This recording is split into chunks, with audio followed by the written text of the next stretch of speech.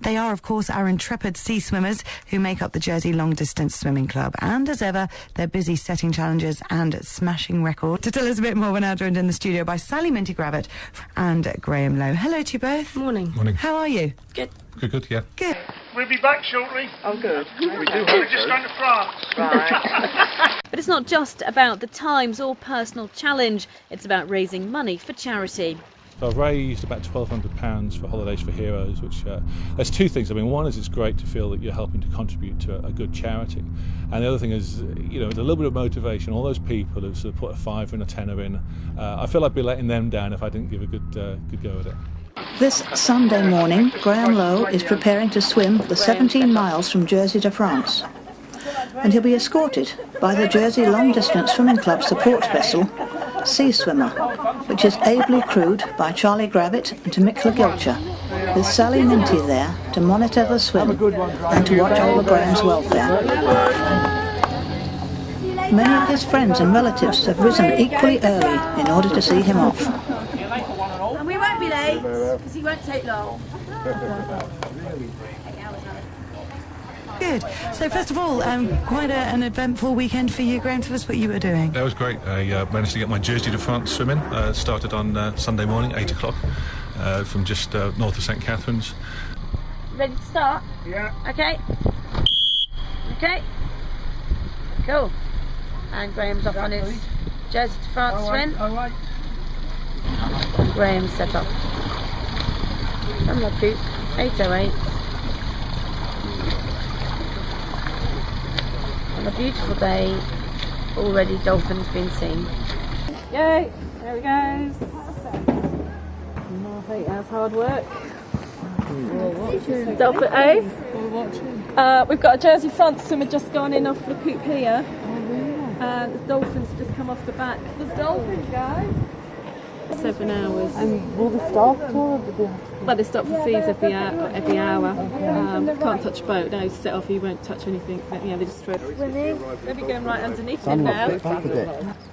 He's moving along. Bombing underneath him. You should get them midway. They don't usually get them right at the back of the pier. Here, it's brilliant. We can see them. They'll probably follow him to France. Oh, they actually... Oh, my word. Couldn't see them too clearly because you got your head in the water and trying to get on with the swim. But there was a couple swam underneath me, and they were talking. You could hear them doing their whistling thing as well. And apparently they were there for about 45 minutes. Didn't realise quite how many there were until I saw the videos afterwards. But yeah, I think they were there to support me, I like to think. Oh my gosh! They're right under the bow. Loads of dolphins! Loads of dolphins! Look, right near you! Look! Yes, just swim and they'll just come and see you. Ah! There's a big cod there, look. Big cod playing. I bet they're catching mackerel. I bet that's what they're doing. I've asked him to look left, but I don't think... Oh my God! He's got an escort. Yeah. Right next to him. I have. They must have picked up on him. Yeah. That's quite incredible. That is amazing. That's amazing. They're just everywhere. They're absolutely everywhere. They're over there, they're over here. And we have a swimmer as well. He's as graceful as they are. They're gone now. Graeme. About an hour and 3/4. We've had a visit from a pleasure boat, a lifeboat ahead, way ahead. Meanwhile, at home, friends were able to watch Graeme's progress on their computers with a newly installed tracking system, which updated the progress of the ship at regular intervals. Just over 2 hours into the swim.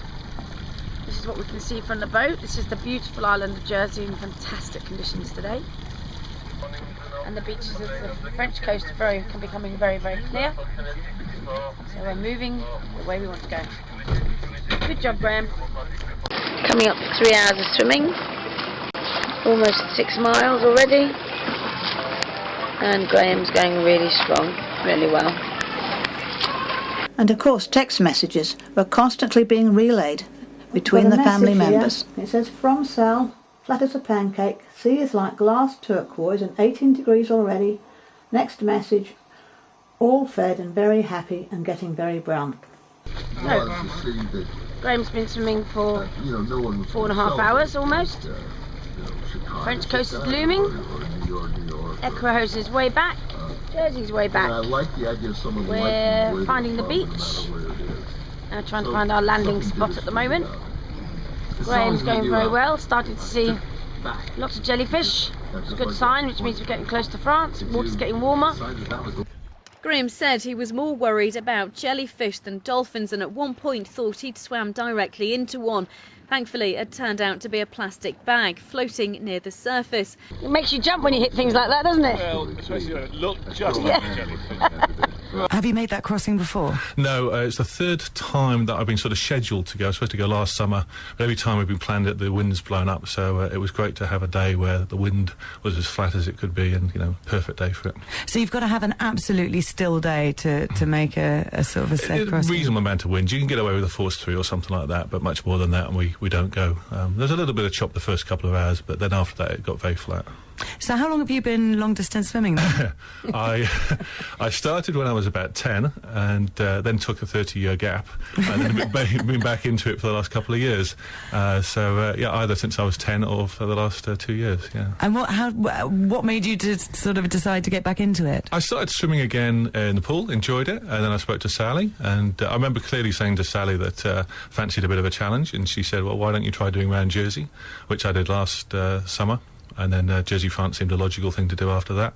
Just getting back into it and just enjoying it a lot. How are you keeping the calories coming in? Very important to refuel. We've got Graeme's just picked up his gear for the swim. It's called Maxim powder that we use. Right. But there are a lot of products on the market. So it's a high carbohydrate concentrate powder.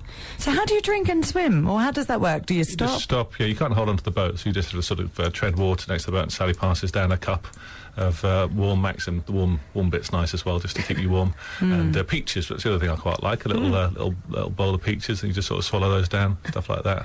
So you can swallow peaches while you're swimming across a sea? Yeah, you have to make sure you swallow them before you start swimming again. Yeah. They taste nice aftermouth, really, really salty. Tastes really nice. Just a bit under 8 hours later, touched the beach in France, so it was really good. Beautiful, hot, sunny day for it. So just to clarify, you were the fastest Jerseyman to have made that crossing? Yes, second fastest overall and fastest Jerseyman, and also the record I was going for was the oldest. Right. So, Tick. Yes, exactly. Got that one. Yeah. Good. Well done.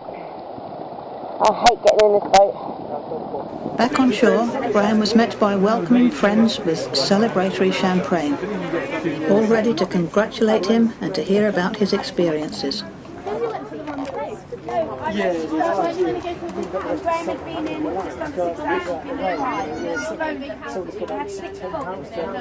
Barely dry from the Jersey to France effort, and Graeme's focusing on his next swim, Dover to Calais, in hopefully under 15 hours. That go at swimming the Channel, weather permitting, should be in the next few weeks.